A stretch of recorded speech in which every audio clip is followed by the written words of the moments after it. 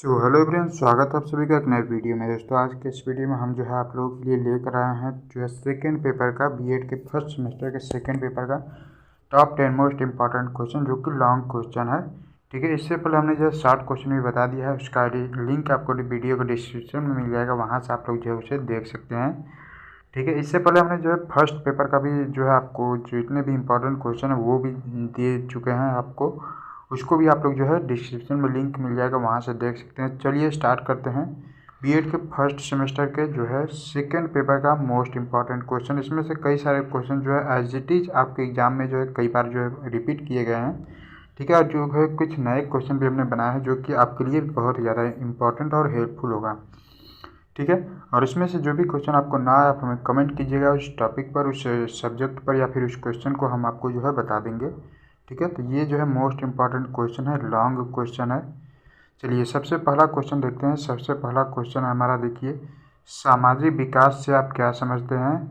ठीक है, किशोरावस्था में सामाजिक विकास की मुख्य विशेषताएं बताइए। ठीक है, सामाजिक विकास में जैसा कि आप लोग देखिए जानते हैं कि मनुष्य एक सामाजिक प्राणी है। ठीक है, मनुष्य जो है समाज में ही रहता है, समाज के नियम कानून के हिसाब से जो है वह चलता है। ठीक है, जो भी चीज़ें समाज के लिए गलत है वो आपके लिए भी गलत होनी चाहिए। ठीक है, तो बच्चे का विकास, मनुष्य का विकास जो है सामाजिक विकास कैसे होता है ये आपको बताना। और किशोरावस्था, ठीक है, यानी कि किशोरावस्था में जो है उसका सामाजिक विकास किस तरीके से होता है, उसकी क्या विशेषताएं हैं, ये आपको जो है इसमें बताना है। ठीक है, और उसके बाद जो है चलिए सेकंड क्वेश्चन देखते हैं। सेकंड क्वेश्चन जो है बहुत ज़्यादा इम्पोर्टेंट है। ये जो है कई बार पूछा गया है कि पियाजे के संज्ञानात्मक सिद्धांत की चर्चा करके उसके शैक्षिक निहितार्थ की भी विवेचना कीजिए। ठीक है, किसी भी बालक के लिए पियाजे ने जो है 4 अवस्थाएं दी हुई हैं। ठीक है, प्री कन्वेंशनल, कन्वेंशनल और जो है पोस्ट कन्वेंशनल इस टाइप के, और जो है कंक्रीट, ऑपरेशनल, इस टाइप के जो है 4 अवस्थाएं दी हुई हैं पियाजे ने। ठीक है, और स्कीमा, इसके जो है पियाजे के कॉन्सेप्ट में एक स्कीमा शब्द आता है। ठीक है, स्कीमा को आप जो है ज़रूर देख लीजिएगा। ठीक है, स्कीमा ये क्या होता है, ये जो है मोस्ट इम्पॉर्टेंट है। ठीक है, ये क्वेश्चन जो है बार बार रिपीट किए जाते हैं। ये जो है आपसे शॉर्ट में भी पूछा गया क्वेश्चन है और जो है लॉन्ग में भी, तो ये जो है बहुत ही इंपॉर्टेंट है, इसको ज़रूर आप लोग पढ़ लीजिएगा। उसके बाद जो अगला क्वेश्चन देखिए, बुद्धि की परिभाषा दीजिए। ठीक है, बुद्धि के बारे में हर साल जो है पूछता है, तथा गिलफोर्ड के बुद्धि के सिद्धांत का वर्णन कीजिए। ठीक है, बुद्धि क्या होता है इसकी परिभाषा देना है आपको, और गिलफोर्ड का बुद्धि का सिद्धांत, ठीक है, ये जो है आपको इसमें बताना है। ठीक है, देखिए जो लॉन्ग क्वेश्चन होता है उसको कम से कम आप जो है 3 पेज में ज़रूर लिखिएगा। 3 से ज़्यादा ही होना चाहिए, 3 से कम नहीं होना चाहिए। ठीक है, उसके बाद देखिए क्वेश्चन नंबर 4 है। क्वेश्चन नंबर 4 में देखिए क्या पूछा है कि सृजनात्मकता को परिभाषित कीजिए। आप अपने कक्षा में सृजनात्मकता को कैसे बढ़ावा देंगे। ठीक है, यानी कि क्रिएटिविटी को आप जो है डिफिनीशन, इसका जो है 2-3 डिफिनीशन लिख लेंगे। ठीक है, और इसके जो है आप अपने क्लास में इसको कैसे बढ़ावा देंगे सृजनात्मकता को, जैसे कि आपसी जो है भाईचारा बनाकर बच्चों से प्रश्न पूछकर। ठीक है, इस तरीके से मतलब ये जो है सृजनात्मकता की परिभाषा देना, और जो है सृजनात्मकता की पहचान बढ़ावा देने के लिए क्या आप कर सकते हैं अपने क्लास में, ये जो है आपको इसमें बताना है। ठीक है, उसके बाद जो अगला क्वेश्चन है ये जो है देखिए बहुत ही ज़्यादा इंपॉर्टेंट है। ठीक है, ये जो है शॉर्ट में भी पूछा गया क्वेश्चन है। शॉर्ट में अगर पूछेगा तो सिर्फ आपसे बोलेगा कि अधिगम को परिभाषित कीजिए। ठीक है, या तो इतना बोलेगा या तो फिर सिर्फ आपको लिखेगा कि अधिगम को प्रभावित करने वाले कारक बताइए। ठीक है, लेकिन अगर लॉन्ग में पूछता है तो लॉन्ग में जो है इसी तरीके से पूछेगा कि अधिगम को परिभाषित करें तथा अधिगम को प्रभावित करने वाले कारकों की विवेचना कीजिए। ठीक है, अधिगम को कौन कौन प्रभावित करते हैं, सामाजिक कारक हो गया, आर्थिक कारक हो गया, ठीक है, शारीरिक कारक हो गया, ये सब क्या है, ये सब अधिगम को प्रभावित करने वाले कारक हैं। ठीक है, अधिगम क्या होता है, अधिगम जो भी बच्चे को पढ़ाया जाता है अगर वह जो है उसको लर्न कर लेता है अपने मतलब कि जो है उसको याद कर लेता है तो वही क्या है, अधिगम होता है। ठीक है, उसके बाद जो अगला क्वेश्चन है देखिए, मंदबुद्धि बालक की विशेषताएं बताइए। आप अपनी कक्षा में प्रतिभाशाली बालक तथा मंदबुद्धि बालक की पहचान कैसे करेंगे। ठीक है, मंदबुद्धि बालक जो है कई बार पूछा गया है, शॉर्ट में भी पूछा गया है। ठीक है, मंदबुद्धि बालक और जो है सृजनात्मक बालक, ये दोनों जो है बहुत ही ज़्यादा इंपॉर्टेंट है, इनको जो है ज़रूर आप लोग पढ़ लीजिएगा। ठीक है, मंदबुद्धि बालक की पहचान आपको कैसे करनी है। ठीक है, मंदबुद्धि बालक की परिभाषा बताइए। आप अपनी कक्षा में प्रतिभाशाली बालक तथा मंदबुद्धि बालक की पहचान कैसे करेंगे, मतलब कैसे जानेंगे कि कौन सा बच्चा जो है मंदबुद्धि है का है बालक है या फिर वह जो है प्रतिभाशाली बालक है। ठीक है, उसके बाद क्वेश्चन नंबर 7 देखते हैं। क्वेश्चन नंबर 7 में देखिए क्या पूछा गया है।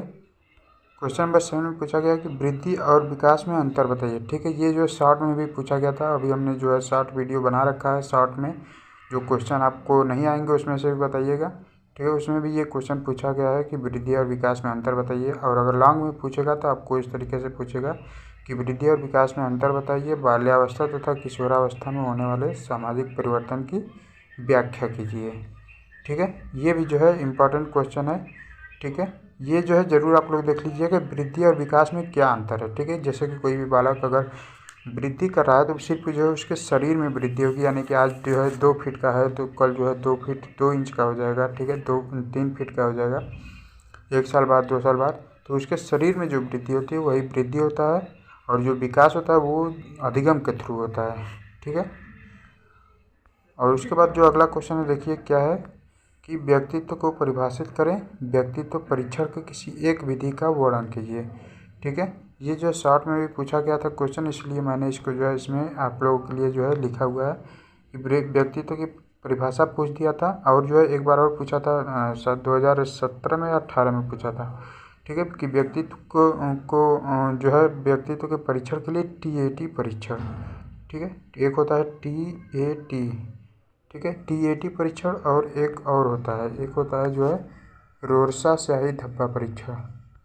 ठीक है, रोरसा स्याही धब्बा परीक्षण। ठीक है, रोरसा स्याही परीक्षण या फिर रोरसा स्याही धब्बा परीक्षण, ये दोनों जो है परीक्षण आप लोग जरूर याद कर लीजिएगा। अगर नाम देकर पूछता है तो यही दोनों पूछेगा, इससे बाहर जो है नहीं पूछेगा। और अगर बिना नाम दिए पूछता है, जैसे इसमें देखिए पूछा गया है ना कि किसी एक, कहाँ गया क्वेश्चन, ये है। ठीक है, किसी एक विधि का जो है वर्णन कीजिए, तो कोई भी एक विधि लिख देंगे। रोरसा स्याही धब्बा परीक्षण वाला ही सही रहता है। ठीक है, तो उसी को जो है कोई भी एक विधि लिख देंगे इसमें। ठीक है, उसके बाद देखिए अगला क्वेश्चन है क्वेश्चन नंबर 9 कि स्किनर के क्रिया प्रसूत अनुबंधन के सिद्धांत की व्याख्या कीजिए, इस सिद्धांत का अधिगम में योगदान दिए। ठीक है, स्किनर ने जो है किस पर प्रयोग किया था, चूहे पर प्रयोग किया था। तो स्किनर का प्रयोग जो है आप लोग जरूर देख लीजिएगा। ठीक है, स्किनर के प्रयोग से भी क्वेश्चन पूछे जाते हैं कि स्किनर ने कौन कौन से जो है कैसे कैसे नियम दिए थे, इनके अनुबंधन के क्या सिद्धांत हैं। ठीक है, और जो है इसका जो है शिक्षण अधिगम में क्या योगदान है ना। उसके बाद जो है क्वेश्चन नंबर 10 है देखिए, शिक्षण के विभिन्न स्तर को बताइए, प्रत्येक स्तर के बारे में विस्तार से व्याख्या कीजिए। शिक्षण के स्तर देखिए 3 होते हैं। ठीक है, तीनों शिक्षण के स्तर आप लोग जरूर पढ़ लीजिएगा। ये जो है पूछा जाता है कि शिक्षण के स्तर कौन कौन से हैं, या तो पूछ देगा कि शॉर्ट में अगर पूछेगा तो आपसे पूछेगा कि शिक्षण के स्तर कौन कौन से बताइए, और अगर लॉन्ग में पूछता है तो आपसे पूछेगा कि जो है शिक्षण के स्तर कौन है बताइए, और जो है प्रत्येक स्तर के बारे में विस्तार से व्याख्या कीजिए। ठीक है, तो इस तरीके से आपका ये जो है टॉप 10 इम्पॉर्टेंट क्वेश्चन, इसमें से जो है 4-5 क्वेश्चन आपको जरूर एज इट इज जो है एग्जाम में देखने को मिल जाएंगे। ठीक है, और जो भी क्वेश्चन आपको नहीं आया आप हमें कमेंट करके बताइएगा, उस क्वेश्चन पर आपको जो है उसका आंसर मिल जाएगा। ठीक है, चलिए मिलते हैं नेक्स्ट वीडियो में कुछ नई जानकारियों के साथ। और ये वीडियो अगर आपको पसंद आया तो वीडियो को लाइक कीजिएगा, अपने फ्रेंड के साथ शेयर कीजिएगा।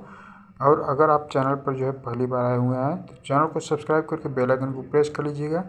ठीक है, पूरे BEd की जो इम्पोर्टेंट क्वेश्चन है वो भी हमने अपलोड कर दिए हैं, उसे भी आप लोग जो है देख सकते हैं।